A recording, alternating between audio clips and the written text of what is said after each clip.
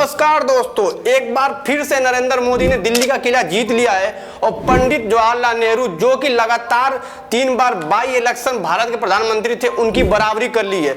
सबसे बड़ा पॉइंट ये है कि सबके दिमाग में ये आ रहा है कि कांग्रेस इस बार बीजेपी से अच्छा परफॉर्मेंस किया, लेकिन आप गलत सोच रहे हैं।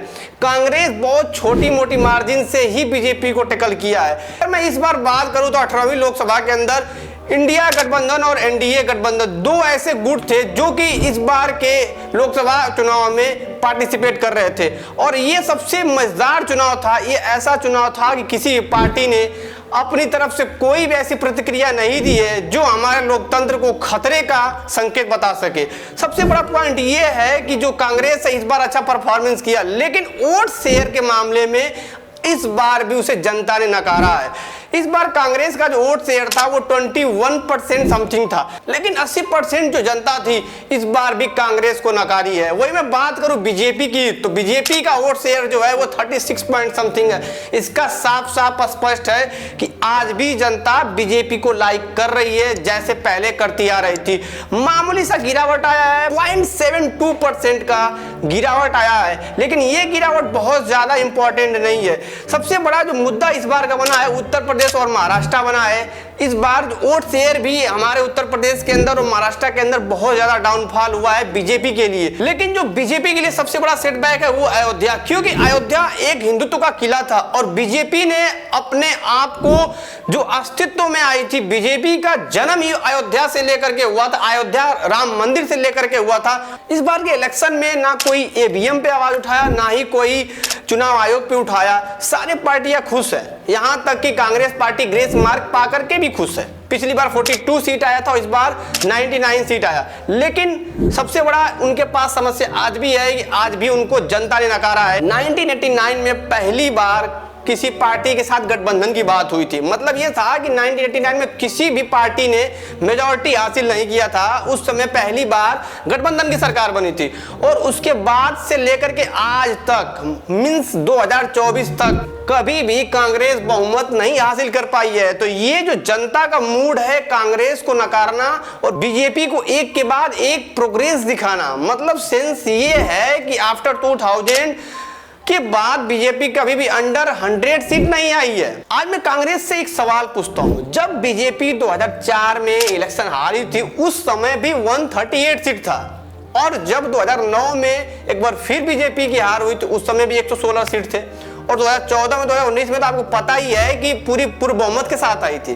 तो कांग्रेस को अभी भी सोचने की जरूरत है, 99 सीट पा करके इतना उछलने की जरूरत नहीं है। अभी भी जनता ने उन्हें नकारा। अगर मैं गठबंधन को हटा देता हूं, बीजेपी वर्सेस कांग्रेस कर देता हूं, तो आपको स्पष्ट नजर आ जाएगा कि आखिर आज भी बीजेपी कांग्रेस से कितना आगे है। आज के दौर में जब 2024 में चुनाव हुआ है वहां पे कांग्रेस और बीजेपी आमने सामने 215 सीट पे थी, इसमें बीजेपी ने 153 सीट जीती और कांग्रेस जो है वो 62 सीट जीता।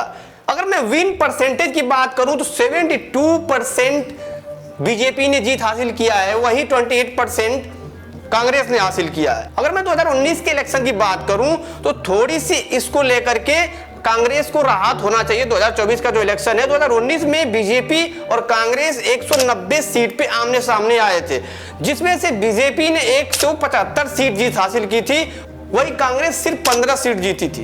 तो आपको पता चल गया होगा कि कांग्रेस क्यों इतना ज्यादा उछलना शुरू कर दिया। तो 2019 में जो बीजेपी का और कांग्रेस का जो परसेंटेज था जीत का एक दूसरे के प्रति, वो 92% बीजेपी का था, 8% था कांग्रेस का।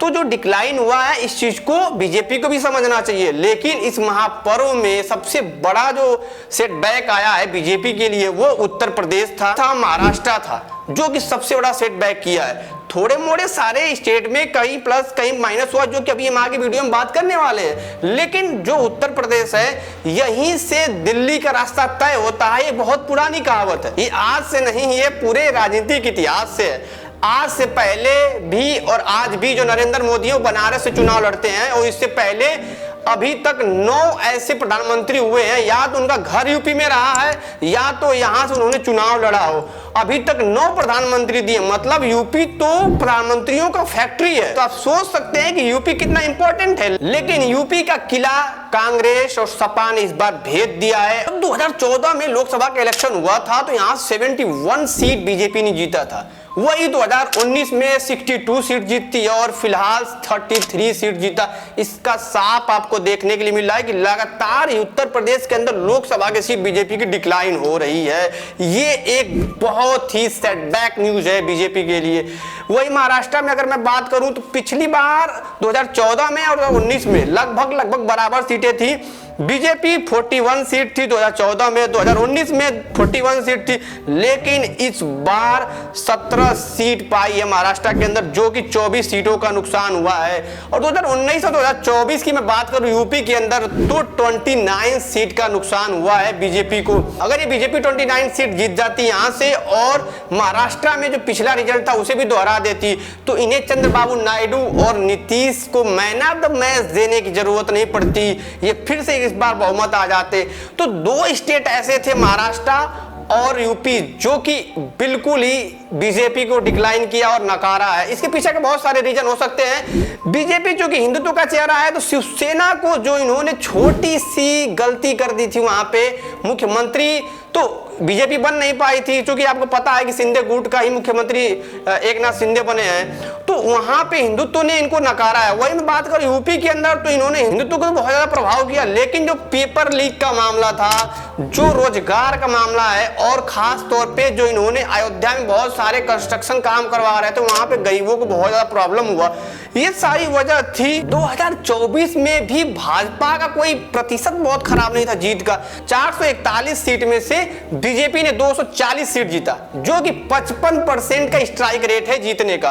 वही मैं कांग्रेस की बात कर लूं तो 328 सीट पे उन्होंने कैंडिडेट खड़ा किया था, जिसमें से कि 99 जीता था। और यार 30% का स्ट्राइक रेट है, मतलब कि 33% का भी स्ट्राइक रेट नहीं है। इसका सेंस है कि अभी आपको ग्रेस मार्क की जरूरत है 3% की। अभी भी आपको जनता नकार रही है, इसे भूला नहीं जा सकता है। गठबंधन से आप बहुत अच्छी सरकार नहीं चला सकते हैं। अब हम लोगों को यह समझने की जरूरत है कि कौन से ऐसे स्टेट थे जो इस बार बीजेपी को नकारा है, मतलब बहुत ज्यादा डिक्लाइन हुआ बीजेपी का और कांग्रेस को वहां फायदा हुआ है। वही हम ये जानने की कोशिश करें कौन से स्टेट ऐसे हैं जहां पे कि सेम रिजल्ट आया है और कौन से स्टेट ऐसे हैं जो इस बार बीजेपी को बचा ले गया।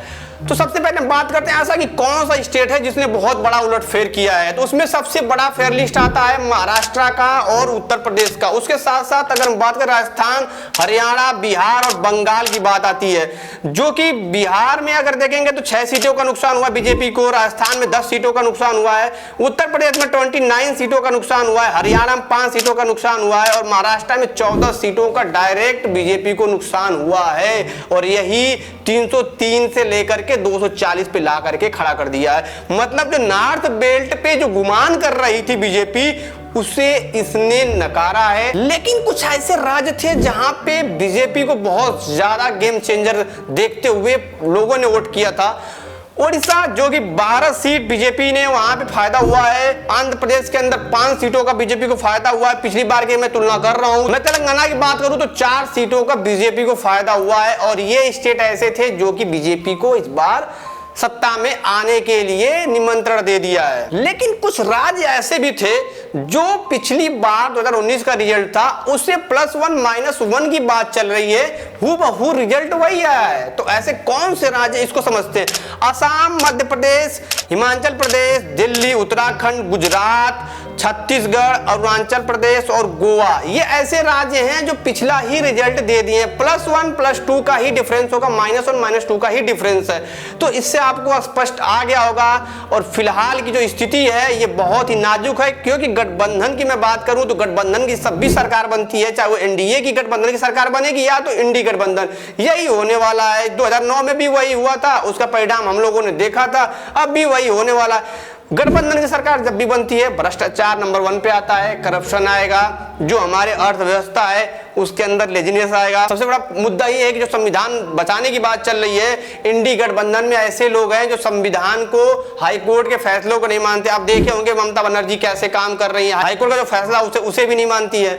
वही एनडीए की मैं बात करूं तो एनडीए में भी कुछ ऐसे चेहरे हैं जो कि इस बार सरकार चलाने में बहुत ज्यादा मुश्किल साबित कर सकते हैं। मैं नीतीश कुमार की बात करूं या मैं चंद्रबाबू नायडू की बात करूं, तो अगर ये सरकार के साथ होते हैं तो, नहीं होते हैं तो बीजेपी को थोड़ा बहुत कठिनाई हो सकती है, लेकिन अभी भी बहुमत वो पा सकते हैं, क्योंकि पार्टी में रहे इससे पहले, बहुत ज्यादा इनके पास इकोनॉमी है। और आप समझ सकते हैं मैं कहां से इस चीजों को बोल रहा हूं। तो इस सारी मुद्दों को लेकर के सरकार एनडीए की बनने जा रही है। इंडी गठबंधन के लोग झूठी मिठाई बांट रहे हैं यार। सबसे बड़ा चीज है कि जो सच है उसे एक्सेप्ट करना सीखो। हार तो हार होती है, आप भी आज भी हारे हो इंडी गठबंधन वाले और समझ नहीं आ रहा है, अपने हार को छुपा रहे हो, लोगों के बीच आकर के झूठ बोलना, सही बोलना। तो इस चीज पे ध्यान देना चाहिए।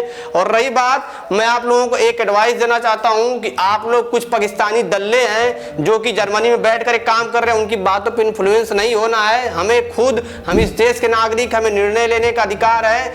हम लोग हिंदू हो या मुस्लिम हो, ये सारी चीजों को देख करके बचने की जरूरत है। अच्छी सरकार कोई काम कर रही है सुचारू रूप से, तो उसे हमें अपने नैतिक रूप से और बौद्धिक रूप से और राष्ट्र स्तर पे देखना है कि कौन सी सरकार किस हिसाब से काम कर रही है। हमें पर्सनल फायदे के लिए नहीं कि मुझे कोई अकाउंट में 1 लाख रुपए दे दे तो हम उससे जाकर के वोट दे, जो इस बार हुआ है। तो आप लोगों को समझने की जरूरत है।